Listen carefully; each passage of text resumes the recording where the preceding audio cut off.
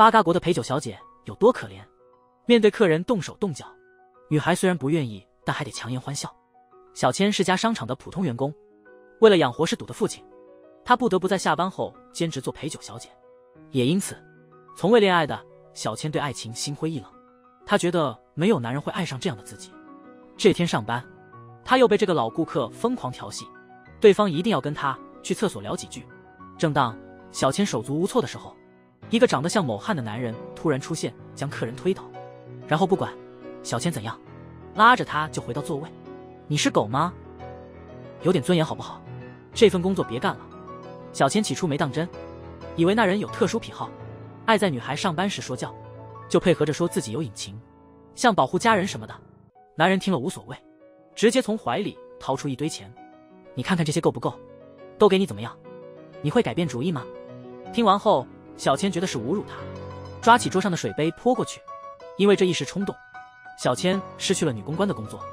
第二天在商场，小千被经理叫到社长办公室，却意外见到昨晚的男人。他的身份看起来不简单，就连社长在他面前也是毕恭毕敬的，这让小千很担心，要是再丢了这份工作，他们父女连生活都成问题。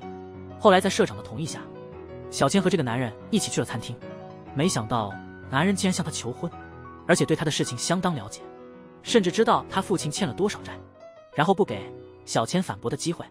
男人又拿出几份文件，说这里有他的个人信息和健康状况，让小千考虑清楚后联系文件上的电话。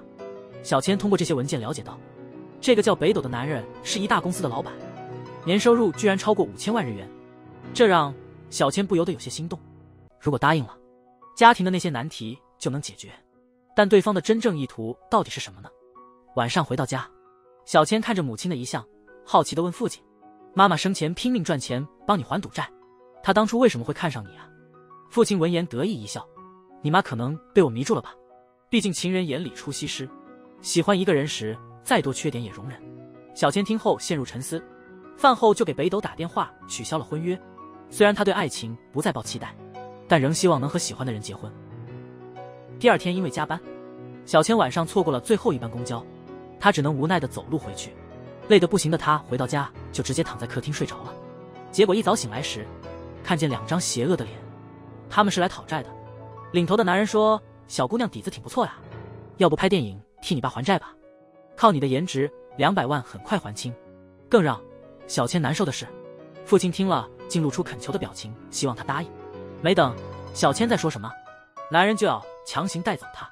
没事的，没事的，我还是你亲生的吗？这时北斗出现，二话不说帮小千还清了赌债。当然，作为条件，这次小千必须在结婚申请书上签字。他虽然不情愿，但还是签了。北斗马上从车里拿出准备好的钻戒，不顾他的反应，直接给他戴上。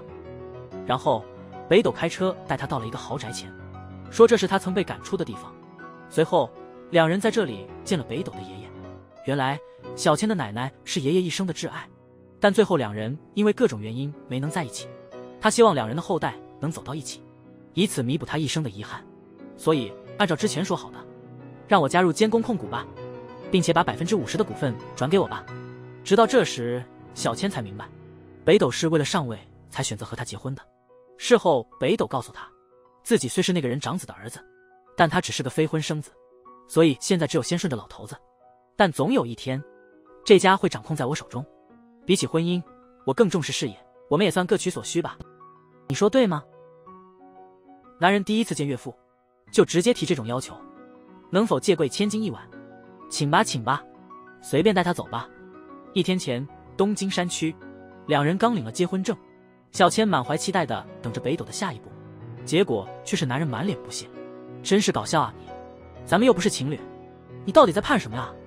说着递给小千一部带 GPS 的手机，他说这上面只有他的联系方式，但没有紧急识别找他。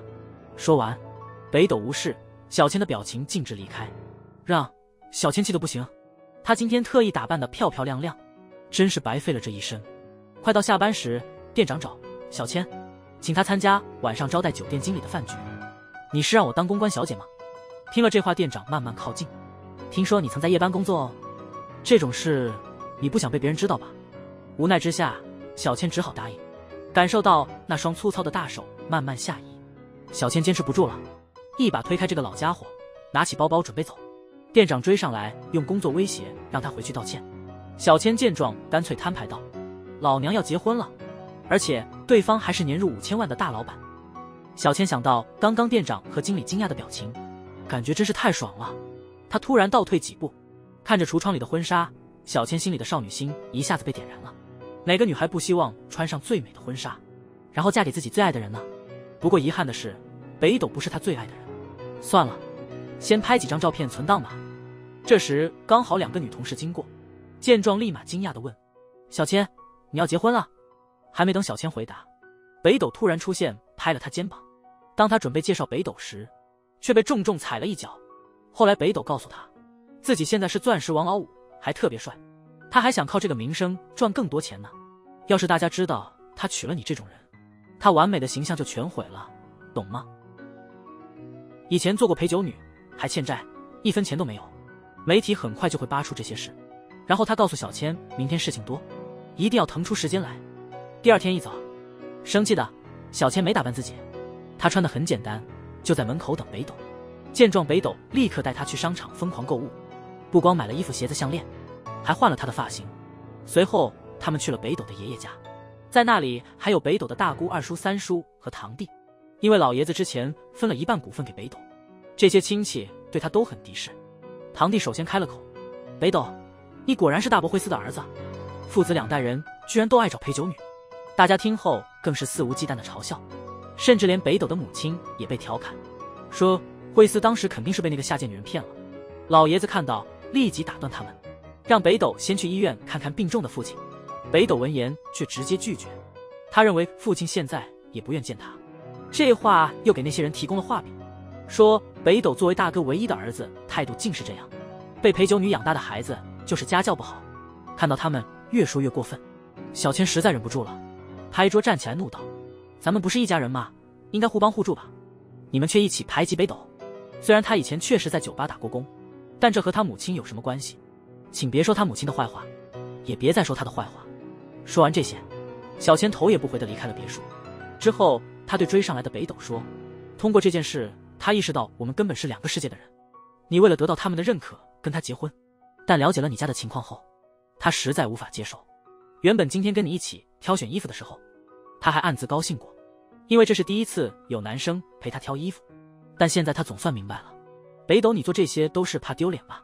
怕被别人找到毛病。”说完这些，小千摘掉项链，取下婚戒递给北斗，说了句：“我们还是别结婚了。”然后走了。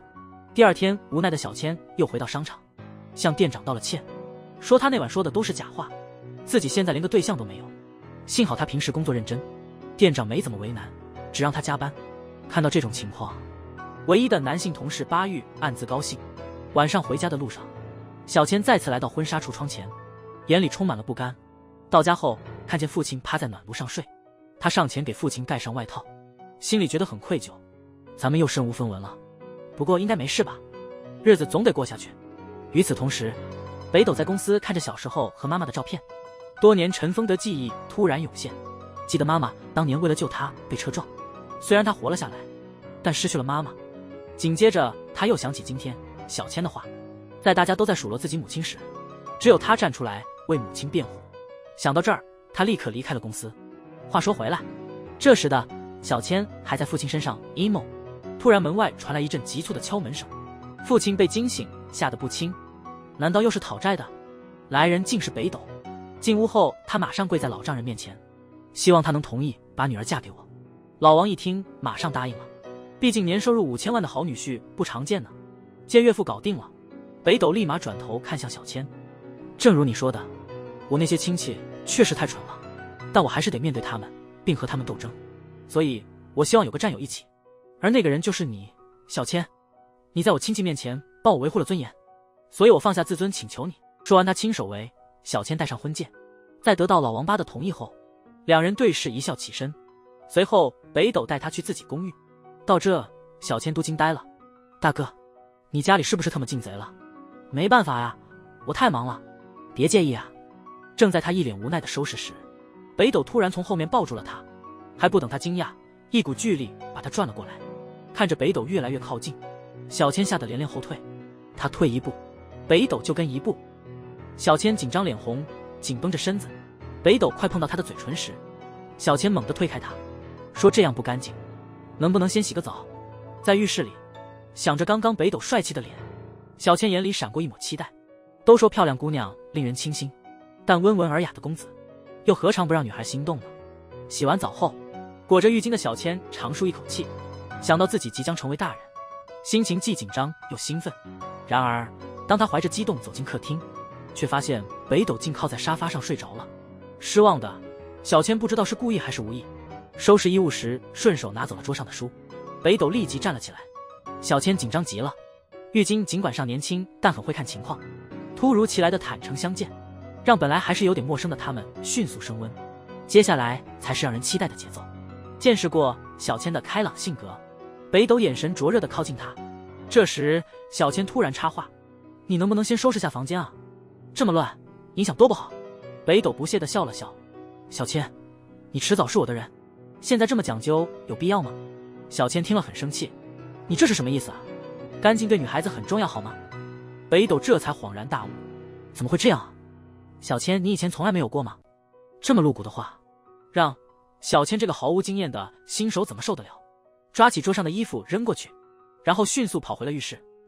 第二天，小千带清洁工具再次来到这里，结果一进门却看到昨天还一片狼藉的房间现在整洁如新。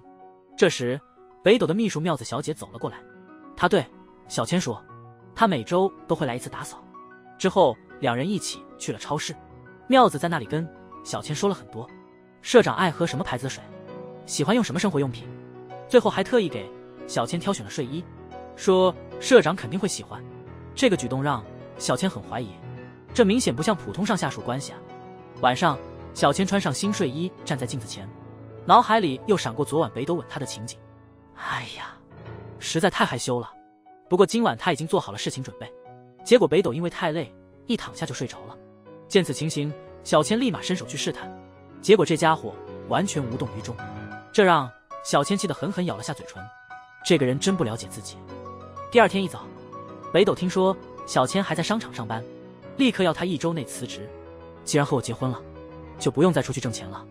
然后他对小千说，下周社长就职晚宴上他会宣布婚讯，但在此之前，我们结婚的事你千万别告诉别人。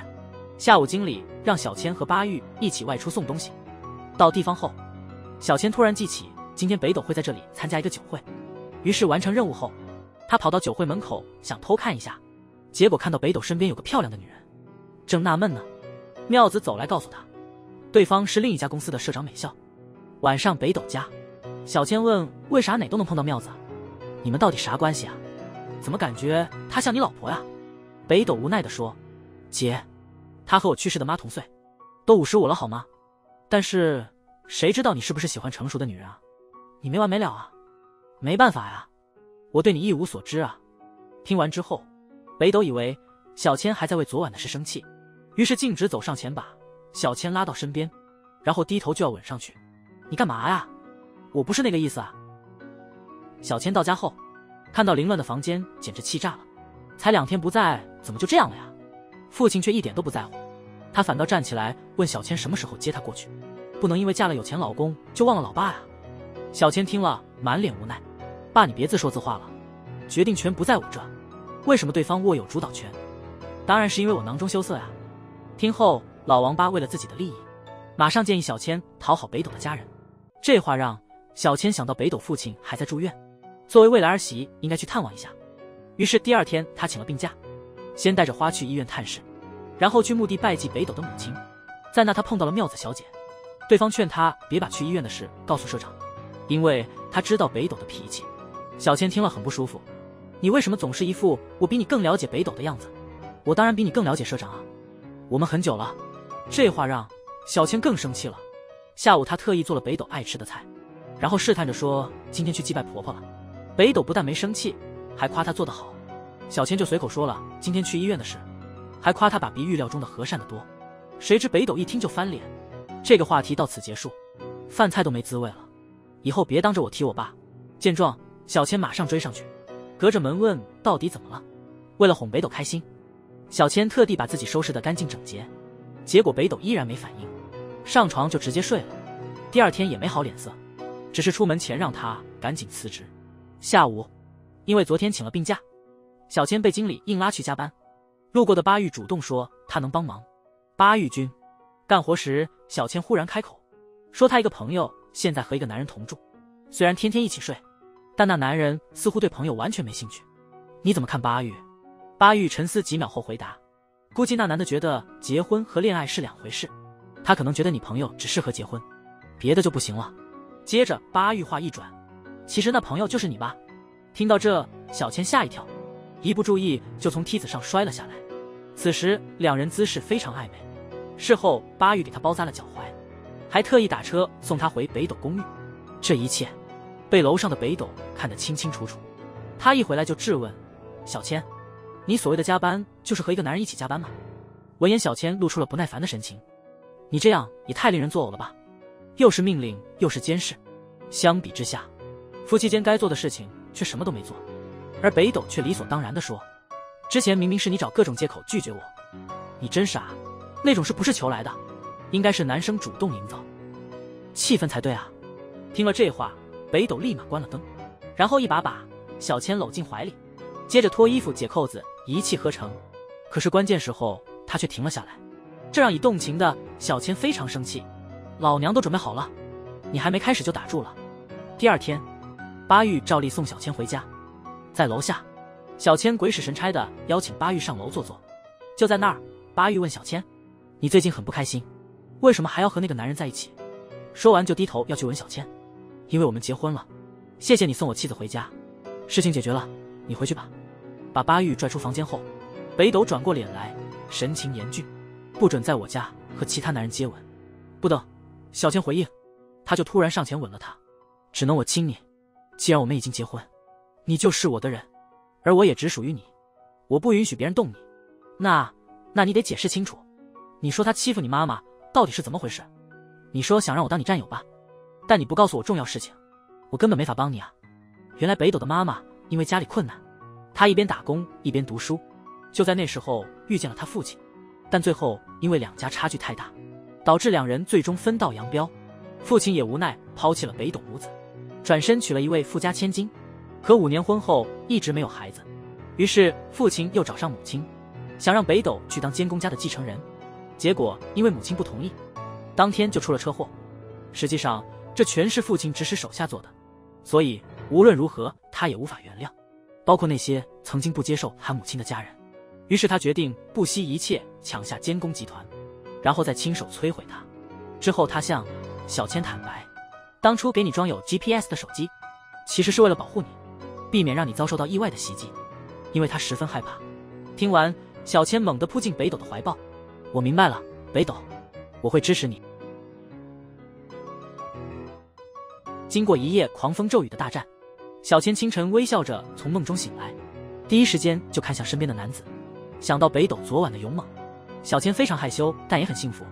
吃饭时，北斗又说，后天会在记者面前宣布两人结婚的消息。小千，你记得好好打扮一下。小千听到后甜蜜的笑了，说自己也会很快辞职，接下来会以监工太太的身份支持你。吃过早饭，北斗从后面一把抱住正在收拾碗筷的小千，从今天起，你的余生，小千，你只能和我一个男人生活了。就在两人准备亲热时，妙子小姐突然走了进来。哎呀，夏天嘛，其实做这些事也不错，但会长突然临时宣布了家族会议，社长你现在需要马上过去哦。在家族会议上，会长正式任命北斗为新任社长，这让堂弟感觉非常不公平。原本大伯退下来后，社长的位置应该是他的，结果半路出现一个北斗。没关系，交给妈妈。与此同时，小千刚到商场就递了辞职信，说自己已经结婚了，但是经理拒绝了，他想让小千再工作1个月，等新人来。尽管这个要求很无理，但善良的小千还是答应了。工作时，巴玉突然找到了小千，他一脸严肃地问他是否真的喜欢北斗。看见小千毫不犹豫地点头后，巴玉松了一口气，笑了。那就好。晚上下班，小千买了很多北斗喜欢吃的菜回到家，结果在门前发现一双女人的高跟鞋，又是妙子小姐。她告诉小千，社长今晚因工作不回来了，不过社长特别叫我来帮夫人挑选后天宴会的衣服和首饰。小千一听，马上来了劲，最后也不知道是巧合还是有缘，小千选的衣服首饰竟都是美笑小姐家的。同一时间，北斗刚和美笑谈完业务，正准备走时，美笑喊住他说：“你的秘书刚打电话，说你夫人好像特别喜欢我们家的衣服。既然如此，明天就让她来我家挑吧。就算做事我和你的告别了，我想好好的告一段落。明白了，就拜托你了。”第二天，小千来试衣服时，美笑无意中提到昨晚和北斗在一起，还说两人留学时在同一所大学。听到这话，小千感到有些不舒服。晚上回家后闷闷不乐，看到北斗还在努力工作，而自己却帮不上忙，他不由得想起了美笑。相比之下，北斗和美笑似乎更合适。这时，北斗接到妙子的电话，八卦杂志正在对小千进行人肉搜索，但目前还没大规模印刷。我现在就把样稿发到您的邮箱。挂了电话，北斗马上打开邮箱，报纸的头条封面正是他和小千，标题写着揭露监工北斗的前陪酒女的悲惨历史。文章内容让小千非常震惊，他立刻去找父亲，询问他是否接受了记者采访。父亲一脸得意地说：“那个记者挺不错的，小千你瞧，今天他只问了几个问题，就给我们家送了这么多好礼。”面对愤怒的小千，老王毫不动摇，他说的这些本来就是真话，摊上这样的父亲真是倒霉透了。无奈的小千只好回到住处。北斗看到他愧疚的样子，连忙上前捧住他的脸：“别多想了，那些杂志还没发出去呢，自己明天会想办法把这事压下去，反正最后成不成都无所谓，八卦杂志嘛，传传也就过去了。小千，你只要保持正常就好，别在意。”第二天，小千听从北斗的话，正准备换衣服时，妙子突然打来电话告诉他，这是会长的决定，婚礼公告延迟了。同一时刻，在出版社的北斗显得很卑微，请求主编撤下今天的头条，但对方完全无视他。就在那时，美笑突然过来，主编立马态度180度转弯。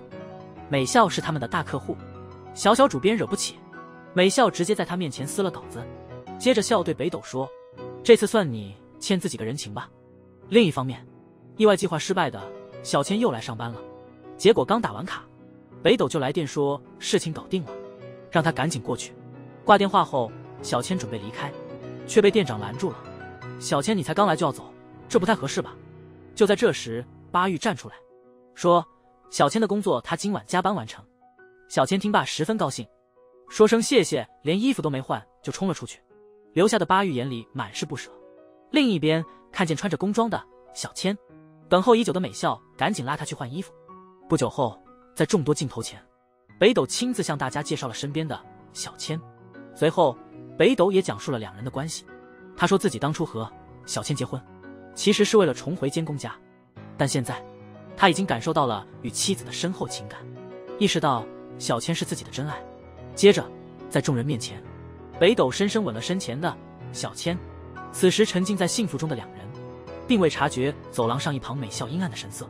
高富帅公开宣布要娶穷姑娘。听着北斗说情话，让小千觉得像漂浮在云端。晚上洗完澡，小千甜蜜地看着手机上的约会特辑。这时看到北斗也从浴室出来，小千立刻提议周日去约会，毕竟婚后一直没单独出去。北斗闻言很抱歉地笑了笑，今天刚接任社长，实在很忙。小千想了想也同意了，等有空再说吧。见状，北斗立马爬上床，说现在倒是有空了，要不要来点亲密接触。第二天，小千刚到公司，马上就被兴奋的店长叫了过去。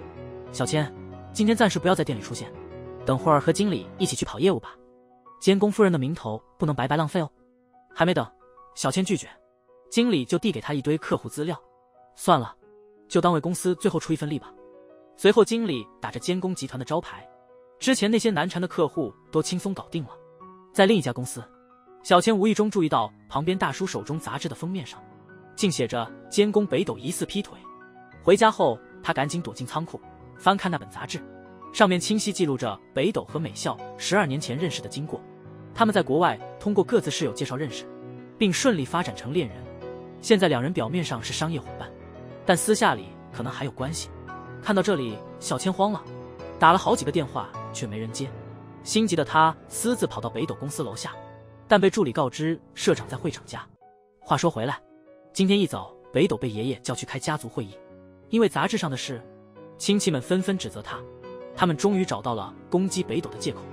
昨天记者会上才说，小千是你的命中注定。今天这报道一出，看来你的命中注定还不止一个呢。不过最重要的是建公家的声誉。眼看他们说的越发严重，会长猛地敲了一下桌面，然后站起来告诉北斗，今天的事就算了，但今后绝不能再让监公家丢脸。这次为了慎重起见，就以名誉受损起诉那家周刊吧。随后我会让律师联系你，等律师联系你后，你们再商量。另外还不等小千过来，美笑先一步开车到现场，却在门口被妙子拦住。妙子笑着对美笑说，这事由社长亲自处理，你现在最好谨慎点，如果被媒体看到你们在一起就麻烦了，所以今天请先回去吧。美笑听了强忍怒火准备离开，正巧和跑过来的小千撞上。随后在另一个地方，小千问美笑关于杂志的事情，美笑吃惊的回应，小千，你真的不相信北斗吗？周刊上胡写的你也都相信。然后慢慢靠近，小千，如果这事真的让你这么不安的话，那我真是抱歉了。回家后，北斗又向小千解释，虽然他以前和美笑交往过，但那些早就是过去了，现在他们只是普通的商业伙伴，我们之间没有对不起你的事。接着他突然问小千，后天有空吗？如果没事，可以陪我去一个地方吗？那是约会的意思吗？是的，晚安。第二天，小千想起昨晚北斗的话，把那本杂志随手扔进垃圾桶，转身开始挑选明天约会的衣服，一挑就是好几个小时，不知不觉到了凌晨。看到北斗还没回来，小千就先睡下了。次日早晨醒来的小千依然没见到北斗。此时妙子小姐递过来一杯豆浆，说社长为了今天能空出时间，昨晚赶了一整夜的工作，估计现在他已经在楼下等你了。夫人，你赶紧收拾一下吧。然后北斗开车带他去了水族馆。看着小千开心的样子，北斗脸上满是宠爱。接着他们又一起拍了很多打头贴。最后在天文馆，北斗实在撑不住了，靠在小千肩膀上就睡着了。见状，小千赶紧拿毛毯盖在两人身上。今天的约会让他感到非常幸福。快到晚上，北斗带他去了一家他们常去的餐厅。正当他们聊得起劲时，美笑突然不请自来。得知他们去了水族馆和天文馆后，他意味深长地对小千说，这两个地方他也很喜欢。这时北斗的电话响了，趁他接电话的功夫，美笑迅速来到北斗的座位前，说之前我还挺担心，毕竟北斗是为了回到监公家才结婚的，不过看到你们现在这么恩爱，我就放心了。说完意味深长地看了小千一眼，然后径直离开。晚上在酒店，北斗看到小千一直闷闷不乐地看着窗外，立马过去问他怎么了。小千没回头，只是淡淡地说，美笑小姐这是在和自己较劲呢，或许她现在还喜欢你。北斗听了轻笑起来，难道你还不放心吗？小千猛地回头，觉得自己真的很没安全感。听你说我是你的命中之人，我很开心，但反过来一想，我们的感情也只有这些，怎么也比不过你和美笑相处的时间，她那么完美，一直在你身边，我怎么可能会放心呢？闻言贝尔渐渐靠近，小千，别小看自己。小千，你有很多优点啊。很多。是啊，比如你做饭特别好吃，总让我想起妈妈做的菜，跟你在一起我觉得很放松。小千话没说完，北斗一把抱住她，温柔地亲了亲她额头。正准备继续时，爷爷找的律师打来电话，趁这时间，小千去洗澡。出来时刚好听见北斗和律师的对话。律师问北斗婚后是否与美笑有不正当关系，北斗坚定地说没有。他说既然结婚了，就不会再跟别的女人纠缠，做那种对自己不利的事是不可能的。为了达到目标，他非常清楚该怎么做，所以他会忍住。律师你放心。然而这番话让小千误会了，北斗所说的忍耐到底是指什么呢？是忍不住想见美笑吗？听到动静，北斗赶紧来查看，看到小千刚洗完澡的样子，他立刻往前走。小千，你湿头发的样子蛮可爱的。说着捧住她的脸想亲，但被小千一把推开。今天还是算了吧，刚在饭店好像喝多了，现在脑子突然有点晕乎乎的，咱们等会直接睡觉吧。这操作把北斗搞得一头雾水。半夜，小千趁北斗睡觉搞神秘操作，网上都是关于北斗脚踏两条船的评论。明明北斗之前解释的那么清楚，你这是自己给自己找气受吗？他随后又看了北斗被任命为社长时的采访新闻，听到北斗说经营公司要像玩游戏一样，关键在于如何运用手中的棋子。小千不禁开始胡思乱想，难道自己也是他的棋子吗？第二天清晨，毫不知情的北斗一边吃饭一边温柔地望着小千，小千却面无表情，保持沉默。在他眼里，北斗只是在演戏。饭后回公司的路上，北斗专程去看了岳父，为杂志的事情真诚道歉。然而老王八毫不在意，还暗示住的地方太小，希望北斗能找时间接他一起住。北斗答应抽空帮他找房子，老家伙却还不够满意，又暗示自己没旅游过，说如果你们蜜月能带上自己就好了，到时候也请你一起来。不久后，这老家伙得意洋洋地到小千工作地方炫耀，听说北斗还给了他一些钱，小千顿时火冒三丈，你就不能在女婿面前有点做岳父的样子吗？教训教训他不能做对不起自己的事也好啊。听到这话，老家伙一下子慌了神，难道杂志上的事是真的？我也不清楚啊，如果真是那样，你可一定要原谅啊，再不济也得旅行之后再考虑离婚。这话把小千气坏了，怒火之下当时就要把父亲赶出去。推搡中，老家伙正好和经理对上了眼，怎么觉得这两人眼神有点不对劲呢？下班后，小千不管北斗之前的警告，又去了医院，问公公关于北斗和美笑的事。公公告诉他，他们俩当初几乎已经要结婚了，但后来不知道什么原因，他们突然就分手了。小千得知这件事更是火大，回家后就和北斗吵了一架。其实你更想和美笑结婚，对吧？最后只是因为会长的命令，你才勉强娶了我。北斗本来是想安抚一下的，但听到小千又背着他见了父亲，他的火气也立刻冒了出来，大吼着质问小千，不是说过不许去的吗？小千也不服气，说北斗你不也一样，私底下找我爸干了些见不得人的事。见不得人什么呀？我爸那个人不能随便给他钱啊，他有多少就花多少，你知道我因此吃了多少苦吗？你以为用钱哄我爸就行了是吧？你什么都不明白。我回我家去了。这番话让北斗头疼，想着暂时分开冷静一下也好，所以没有拦小千。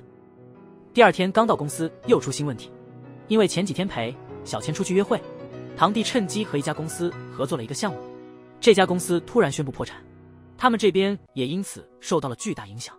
在北斗找堂弟理论时，堂弟却是一副无所谓的样子，虽然这次失误是我造成的，但北斗你是公司的社长，在外人看来这就是你的管理问题。后来他摘下眼镜，满脸愤怒，都是你突然抢走了社长的位置，才让他陷入这种困境。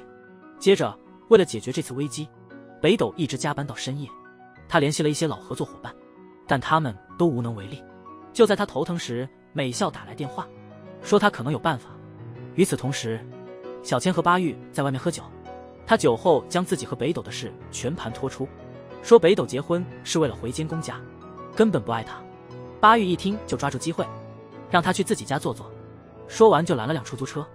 小千犹豫不决时，妙子来电说社长现在有工作上的困境，今晚估计要彻夜工作，恐怕只有夫人您能提供一点暖意了，所以您能送点热乎的饭吗？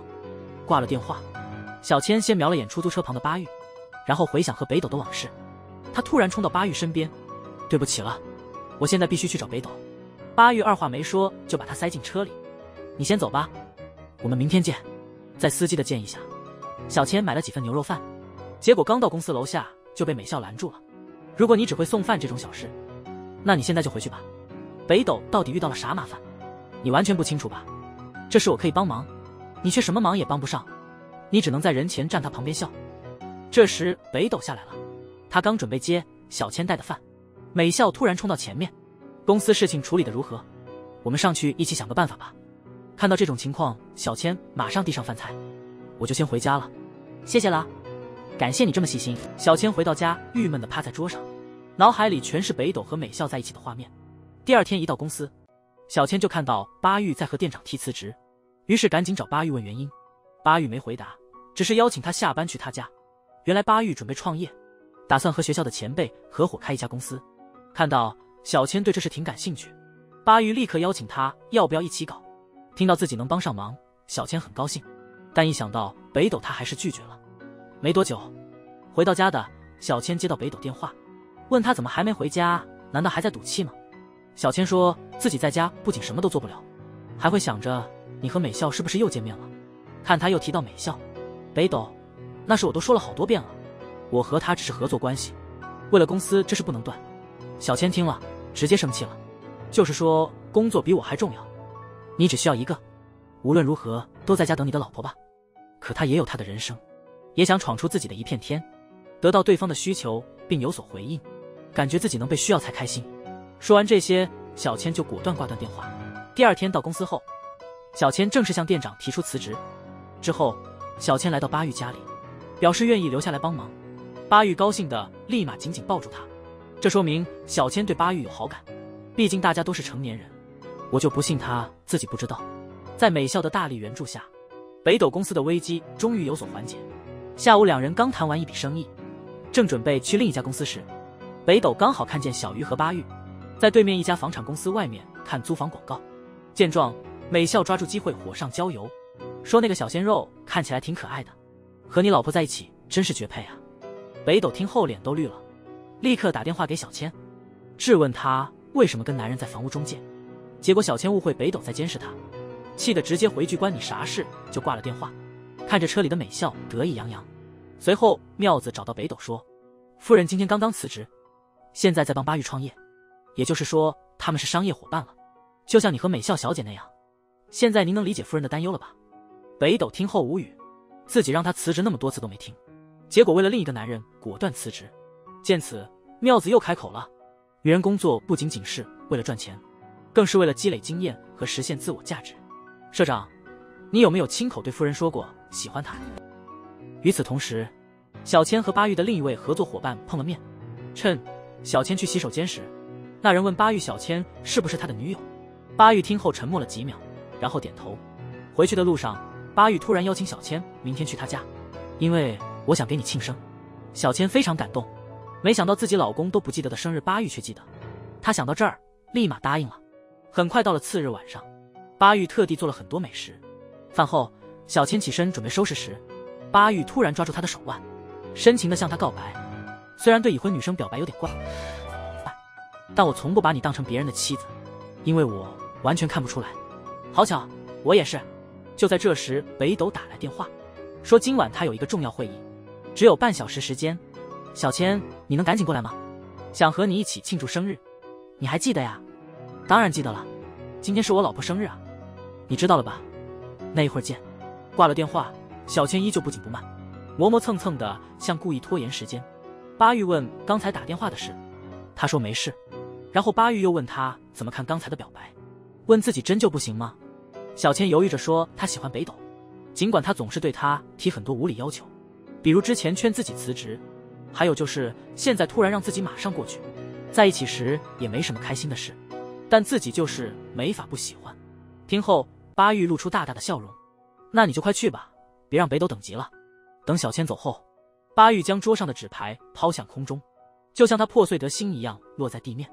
同一时间，因为小千实在太慢，美校打电话过来催问怎么回事，这可是难得的机会啊。对方明显有点急了。北斗听了表示很抱歉，但自己现在实在无法过去，能不能麻烦你让对方先回去吗？挂了电话，北斗看了看手里的蛋糕，上面写着我好喜欢你几个大字。小千会不会觉得很俗啊？算了吧，不管了。就在他拿着玫瑰焦急等候时，他没注意到一名男子悄然靠近，腰部突然被人捅了一刀。天哪！就在这时，姗姗来迟的小千出现了。北斗用尽最后的力气想递上蛋糕，但还是高估了自己的身体。随后在手术室外，小千颤抖着把摔碎的蛋糕拼好，看着上面的喜欢你3个字，小千一脸愧疚，这才明白北斗不是不喜欢他，而是比较含蓄。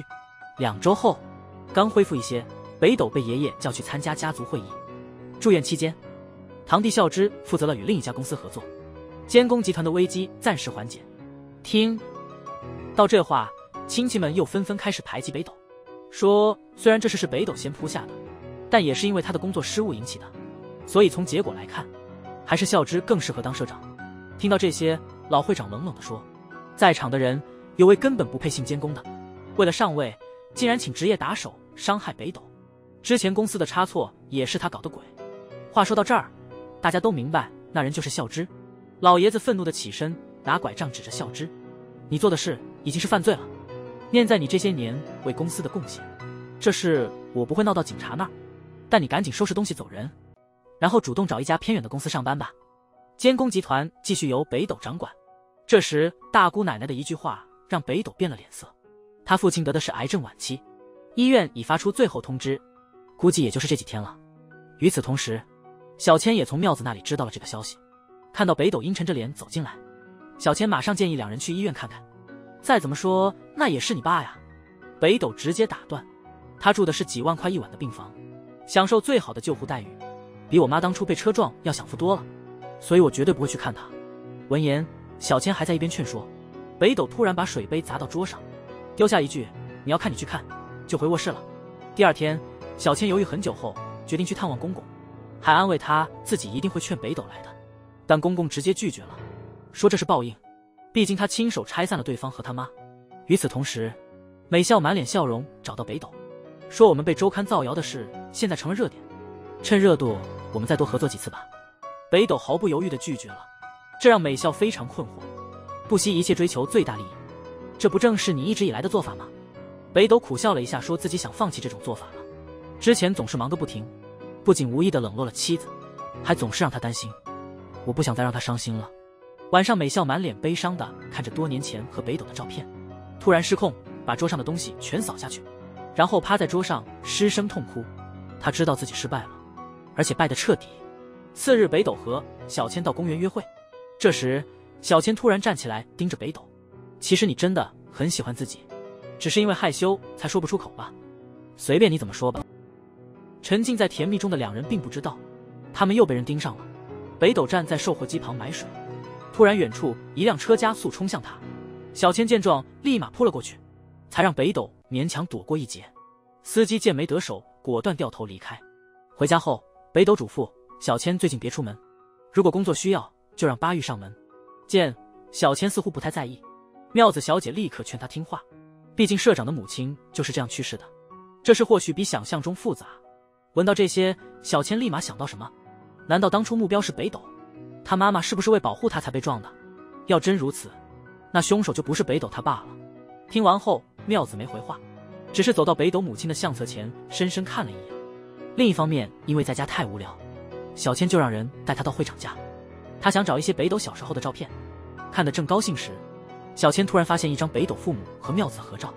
看到会长进来，他立刻把照片藏进包里。这时会长告诉他医院来通知，北斗父亲病重情况很危急。听到后，小千立刻说一起走。在病房里，小千再次询问妙子，他曾在会长家看到北斗母亲的照片，他爸爸能保存这张照片，怎么可能会是下毒手的人？所以目标果然还是北斗吧。说着，他把妙子拉到一旁，拿出照片问是怎么回事。妙子小姐，你怎么会在这张照片里？与此同时，北斗得知父亲病危的消息，犹豫了很久，还是决定去看看。在等红灯时，他突然被人推了一下，差点出事。他赶到医院时，正好遇到医生出来，这次抢救很成功，病情暂时稳定了。家人们赶紧进病房查看，而北斗却站在门口不进去。接着他不等小千再劝，就大步离开了。他最后还是无法原谅父亲。这时病房里，醒来的辉司希望大家都出去，他想和二弟单独谈谈。几周前，为了不让北斗将来后悔，小千特意找来妙子，透露了当年的一些真相。妙子作为北斗母亲杨子生前最好的朋友，对北斗父母的爱情了如指掌。因为杨仔为了赚学费，曾在夜总会工作过，他们的结合遭到了监工家全体的强烈反对。杨子当时为了不拖累辉司，选择隐瞒怀孕，自愿回乡下。而辉司虽然在家族压力下勉强娶了富家千金，但他心里仍念着杨子，所以结婚后他从没碰过那个女人。没过多久，两人就分居了，这也是他一直没有孩子的原因。直到北斗你5岁那年，他才无意间发现了真相。于是他去找会长商量，在辉司的努力争取下，会长同意把北斗接回来当继承人，但杨子坚决反对。辉司当然不同意这个结果，他希望一家3口能在一起。可就在这时，杨子车祸的消息传来了。辉司心里明白，这是监工家的人干的，但作为监工集团的掌舵人，他不敢公开真相，不仅因为家族的名声，更重要的是为了北斗的安全。事后他调查得知，对方的目标其实是北斗，是杨子舍命相救才保住了他，所以如果揭露真相，对方很可能会拼死反击。他同时也感到深深的内疚，如果不是自己强烈争取，杨子根本不会卷进家族斗争，所以他一直觉得自己不值得儿子的爱。知道真相后，北斗立刻赶去医院。这时辉思已经奄奄一息，面对北斗的询问，他虚弱地说都是自己的错，自己当初太懦弱，为了家族，他曾经抛弃过你母亲，心中恨自己当初没能坚持反抗家族。说完这些，他用尽最后一丝力气抬起了胳膊，在北斗面前走完了悲惨的一生。第二天葬礼结束后，会长让北斗的二叔宣读辉思留下的遗嘱，他把所有房产、存款和股份全都留给了北斗，加上之前老爷子给的股份，现在整个监工集团其实会由北斗全盘掌控，这让三叔坐不住了。实力才是让监工集团继续发展的关键，看目前的情况，也只有北斗能带领集团更上一层楼，所以这件事就这么定了。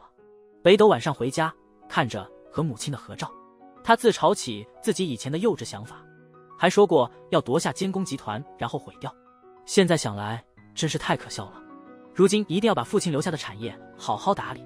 小千微笑着握住了他的手，以后无论发生什么我都会支持你。与此同时，会长家里脸色沉重的爷爷对二叔说，如果以后再有类似的事，我真的保不了你了。当年你害了辉思最爱的女人，她恨透了你，可她为了我们家族把秘密带进了坟墓。但他们不知道的是，门外的三叔把他们的谈话听得清清楚楚。第二天做晚饭时，小千突然一阵孕吐，北斗高兴坏了，小千，你该不会怀孕了吧？就在这时门铃响了，来人竟是三叔，对方直接切入正题，北斗，你不想知道是谁害了你母亲吗？接着在北斗惊讶的脸上，把昨晚偷听到的谈话全说了出来，然后认真的问北斗，咱们联手吧，用这事逼那两人退位，你继续当董事长，我只要个常务职位就行。等三叔走后，北斗一脸萎靡的瘫在沙发上，自己还真是享受不到亲情啊，幸好有小千你在，以后我的家人就只有你了。接着视线慢慢下移，当然还有你肚中的宝宝，不管怎样明天先去医院检查一下吧，但现在暂时别告诉任何人，毕竟我们周围全是敌人，到时候别说招待，连命都难保。第二天，北斗打电话叫美笑去办公室，因为他和父亲关系很好，北斗就想问问他有没有什么线索，但美笑说他什么都不知道。北斗长叹一口气，然后把小千怀孕的事说了，表示自己不会像父亲那样，如果小千出了事，他肯定不会饶过那些人。美听到后笑了一下走神了，回过神后他说，我永远支持你，然后就走了。回家后他把北斗和小千的合照剪开了，接着给北斗打电话，说他家度假村酒店生意不太好，想请他一同去看看并提些建议。北斗一听就想拒绝，毕竟去视察恐怕当天回不来，但美笑直接提到之前帮忙的事，还说他特地请了个专业保镖，这2天让他去保护你妻子。话说到这，北斗只好答应。回去后他跟小千说了这件事，还保证最多待1晚就回。第二天北斗走后，那个所谓的保镖来了这里，但不知为什么，看着那人的样子，小千总是心里不安。另一边的度假酒店里，美笑趁北斗去洗手间时，翻找他的手机找到了小千的联系方式。等北斗回来后，他马上站起来说自己来不是为了工作，而是为了和他独处，然后在北斗惊讶的眼神中直接抱住他。与此同时，小千收到了他抱北斗的照片，另外一边看到北斗推开了美笑，美笑顿时恼羞成怒，当初你提分手时我也乖乖答应了，你知道为什么吗？就是因为你说结婚是为了回监公家，我想着不妨碍你的事业，退居次位就退居次位吧。可你现在到底是怎么回事？为了不让妻子伤心就能放弃工作？既然你现在对小千动了真情，那我也不必再做一个随叫随到随手丢弃的女人，我一定要全力赢得你。今晚我要和你来段激情运动，然后一起带着秘密回去，我把所有都献给你，你也要全数还我。即使看到北斗也不答应。美笑脸色骤变，北斗，你是不是没搞清楚情况？你的妻子现在可是我的人质，那个保镖可是100%听我的话，你要是不愿和我一起锻炼，我就把他交给你现有的敌人。那个人以前还想害你这个小孩。北斗心如钢铁，一把把他推开。美笑抬头凶狠地说，既然这样，你打我吧，我早就想被你揍了，打你或者被你打，但是自尊心让我无法做到，怕你看到这样的我会逃走。我是真的很爱你。看到这一幕，北斗也心软了，蹲下身，想伸手安慰，但还是收回了。如果能早点看到你的泪水，自己可能会改主意，但现在一切都来不及了，是绝不会背叛小千的。人虽然在你这儿，心还是在他那里。闻言，美笑泪流满面的抬起头，突然猛地甩了一耳光。你走，快走吧。北斗走后，美笑强忍悲痛将北斗的照片烧了，然后平静地给保镖打电话，告诉他任务取消，不要再盯小千了。另一边，小千收到美笑发来的照片，同行的巴玉瞥见靠近的保镖，意识到情况不妙，他拉着小千赶紧逃跑。到达安全地方后，巴玉突然起了色心，关键时刻小千清醒过来，将他推出去后，他信心满满的说信任北斗，一定会等他回家。听后，巴玉为刚才的事道歉，不过小千，你最好现在别回去，那保镖看起来有点不对劲，在北斗回来之前让我保护你吧。次日清晨，小千在巴玉家醒来，第一眼就看到了北斗。见他醒来，北斗正想解释昨晚的事，小千直接扑进他怀里，表示不用解释，他相信他。这时巴玉出现，北斗站起来感谢巴玉告诉他妻子在这里，他突然变得严肃，拜托他一个请求，希望他放弃追求小千，因为她是我的妻子，我会保护她。巴玉听后鼓起勇气表示他可以答应，但有个条件，你允许我打你一拳吗？来吧。原来今天是我挨打的日子。回到家后，北斗看着母亲的照片，突然下了一个决定，他要辞职离开监工集团。对此，小千满脸疑惑，你不是为这个奋斗到现在的吗？为什么现在得到却要放弃？北斗说一切都无所谓了，之前什么事都要追根究底，其实还是由于对权力的执着，才让你和我一起经历了那么多危险。现在我只想和你还有肚子里的孩子，只要我们一家三口在一起，就算家再小，对我来说也心满意足了。所以小千，你愿意跟我回乡下吗？我愿意。临走时，夫妻俩去拜别小千的父亲，虽然很遗憾，但这个老头并不在乎，还得意洋洋地对小千说别担心，爸已经找到想结婚的对象了。然后他喊了未婚妻进来，小千一看惊呆了，这不是之前的经理吗？父亲说两人第一次见面就互相喜欢上了，加上你们商场的按摩也挺不错，于是渐渐的我们就在一起了。随后两人去和妙子告别了。